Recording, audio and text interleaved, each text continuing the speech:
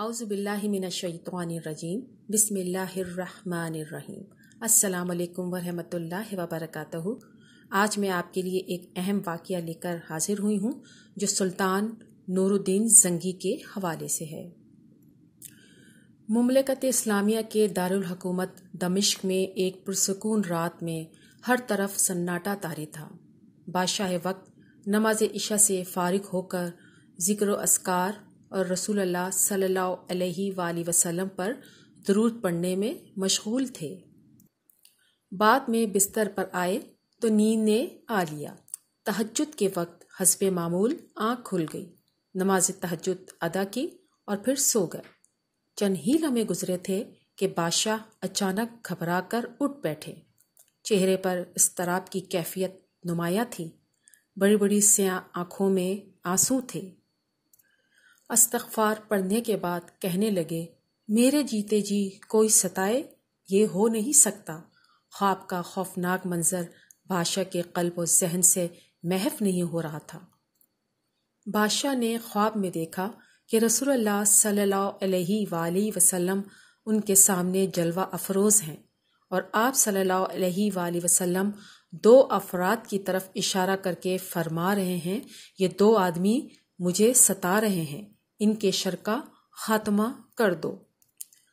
بادشاہ نے فوراً نرم بستر کو خیر باد کہا اور اپنے دانش مند وزیر جمال الدین موصلی کو طلب کیا اور ان کے سامنے خواب میں جو کچھ منظر دیکھا تھا وہ وزیر کو بیان کر دیا، اور یہ ساتھ ہی حکم دیا کہ اب ہم یہاں ایک پل بھی نہیں ٹھہریں گے بلکہ ابھی مدینہ کی طرف جائیں گے، مدینہ جانے کی تیاری کی جائے۔ بادشاہ اپنے وزیر اور 20 آدمیوں کو ساتھ لے کر مدینہ کی طرف روانہ ہو گیا۔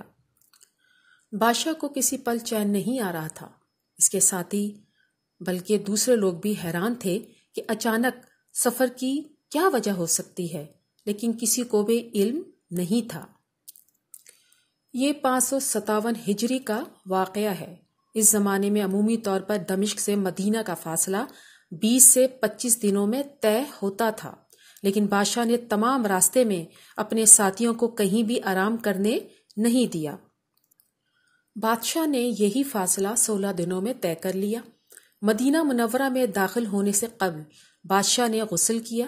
شہر میں داخل ہونے کے بعد شہر کے تمام دروازے بند کروا دیے۔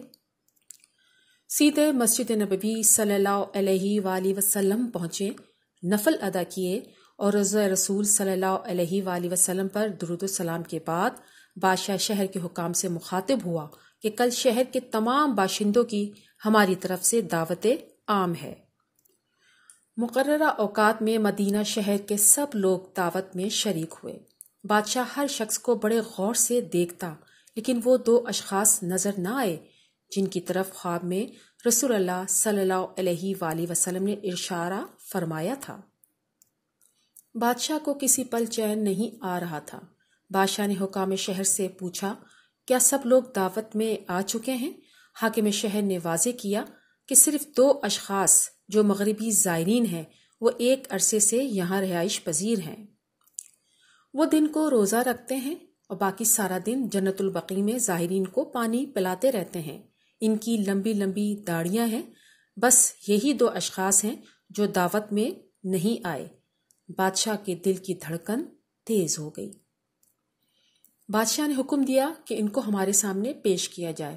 جب ان افراد کو بادشاہ کے سامنے لایا گیا تو ان شیطان خصلت انسانوں کو دیکھتے ہی بادشاہ کے دل نے گواہی دی کہ یہ تو وہی 2 آدمی ہیں جن کے متعلق رسول اللہ صلی اللہ علیہ وآلہ وسلم میں خواب میں اشارہ فرمایا تھا۔ بادشاہ نے دونوں افراد سے پوچھا، تم کہاں کے رہنے والے ہو؟ انہوں نے جواب دیا کہ ہم مغرب سے ہیں، مکہ میں حج کے لیے حاضر ہوئے تھے۔ حج کے بعد روضہ رسول صلی اللہ علیہ وآلہ وسلم پر حاضری دی اور اب یہاں سے واپس جانے کو ہمارا دل بالکل بھی نہیں چاہتا۔ بادشاہ نے پھر پوچھا، تمہارا قیام کہاں ہے؟ انہوں نے جواب دیا، حجر نبوی صلی اللہ علیہ وآلہ وسلم کے قریب ہی ایک کرائے کے مکان میں رہتے ہیں۔ بادشاہ نے ان دونوں اشخاص کو اپنے ماتحتوں کے پاس چھوڑا اور ان کے بتائے ہوئے پتے پر اس مکان پر چلا گیا۔ دیکھنے میں بظاہر کوئی ایسی چیز نہ تھی جس پر اعتراض کیا جا سکتا۔ مختصر سا مسافرانہ سامان، سونے کے لیے ایک چٹائی اور 2-4 کھانے پینے کے برتن پڑے ہوئے تھے۔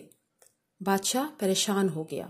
چلتے پھرتے ایک جگہ اس نے چٹائی کے نیچے فرش کو کچھ لرزتا ہوا محسوس کیا۔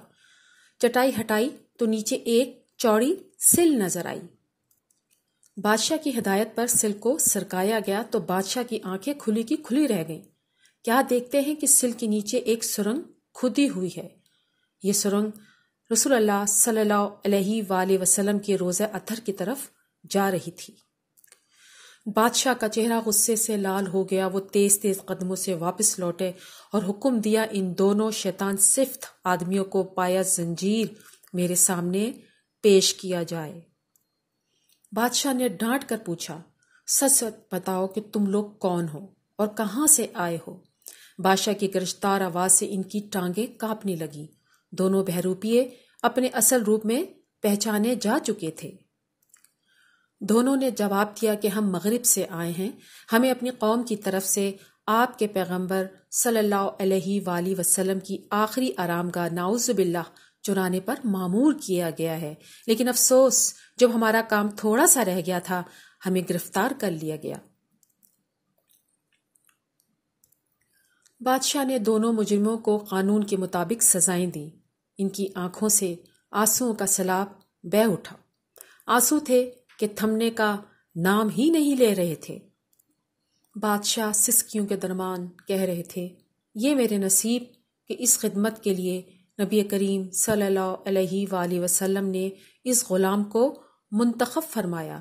ناپاک سازش کا خاتمہ ہو چکا تھا۔ بادشاہ نے ممار بلا لیے۔ بادشاہ نے ہدایت کی کہ روضہ رسول صلی اللہ علیہ وآلہ وسلم کے چاروں طرف اتنی گہری خندق کھودی جائے کہ پانی نکل آئے، پھر اس خندق کو پگھلائے ہوئے سیسے سے بھر دیا جائے۔ اس پر عمل ہوا۔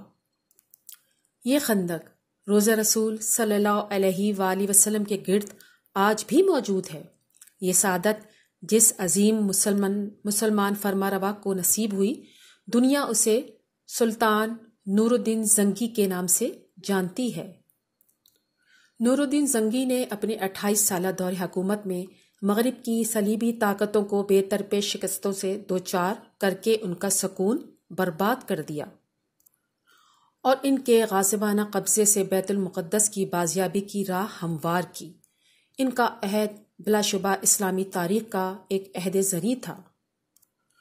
خلفائے راشدین اور حضرت عمر بن عبدالعزیز کے بعد جس مسلمان حکمرانوں کی عظمت کردار نے آسمانوں کی رفتوں کو چھو لیا، اس میں نور الدین زنگی کا نام امتیازی حیثیت رکھتا ہے۔ ان کی عظمت کا اس سے بڑھ کر اور کیا ثبوت ہوگا کہ ہر دور کے مورخ، دوست اور دشمن نے ان کی شہرت عام اور بقائے دوام کے دربار میں نمایاں جگہ دی۔ بعد مورخین نے خلفائے راشدین کے بعد تمام فرمائے اسلام میں ان کو سب سے بہتر قرار دیا ہے۔ اب میں آپ کو مختصراً سلطان نور الدین زنگی کے حالات زندگی بتا رہی ہوں۔ سلطان نور الدین زنگی سلطنت کے بانی عماد الدین زنگی کے بیٹے تھے۔ عماد الدین زنگی سلجوقی حکومت کی طرف سے شہر موصل کے حاکم تھے۔ جب سلجوقی حکومت کمزور ہو گئی تو انہوں نے زنگی سلطنت قائم کر لی اور عیسائیوں کو شکست پر شکست دی اور تاریخ میں بڑا نام پیدا کیا۔ نور الدین زنگی فروری 1118 عیسوی میں پیدا ہوئے اور 1146 سے 1174 عیسوی تک 28 سال تک حکومت کی۔ انہوں نے عیسائیوں سے بیت المقدس واپس لینے کے لیے پہلے ایک مضبوط حکومت قائم کرنے کی کوشش کی اور اس مقصد کو حاصل کرنے کے لیے گرد و نواح کی چھوٹی چھوٹی مسلمان حکومتوں کو ختم کر کے ان کو اپنی مملکت میں شامل کر لیا۔ مصر پر قبضہ کرنے کے بعد نور الدین زنگی نے بیت المقدس کو آزاد کروانے کی تیاریاں شروع کر دیں۔ بیت المقدس کی مسجد عمر میں رکھنے کے لیے انہوں نے اعلیٰ درجے کا ممبر تیار کروایا۔ ان کی خواہش تھی کہ فتح بیت المقدس کے بعد وہ اس ممبر کو اپنے ہاتھوں سے رکھیں گے، لیکن شاید اللہ تعالیٰ کو یہ منظور نہ تھا۔ نور الدین زنگی ابھی حملے کی تیاریاں کر ہی رہے تھے کہ ان کو زہر دے دیا گیا جن سے ان کے گلے میں سوزش پیدا ہو گئی جو ان کی موت کا باعث بنی۔ 1174 عیسوی کو ان کا انتقال ہو گیا۔ انتقال کے وقت نور الدین زنگی کی عمر 58 سال تھی۔ امید کرتی ہوں نور الدین زنگی سے متعلق یہ تاریخی واقعہ اور ان کے حالات زندگی آپ کو پسند آئے ہوں گے۔ یہ ویڈیو آپ کو اچھی لگے تو اپنے کمنٹ سے مجھے ضرور آگاہ کیجیے گا۔ ایک نئے ویڈیو کے ساتھ میں پھر حاضر ہوں گی۔ اس وقت تک کے لیے اللہ حافظ۔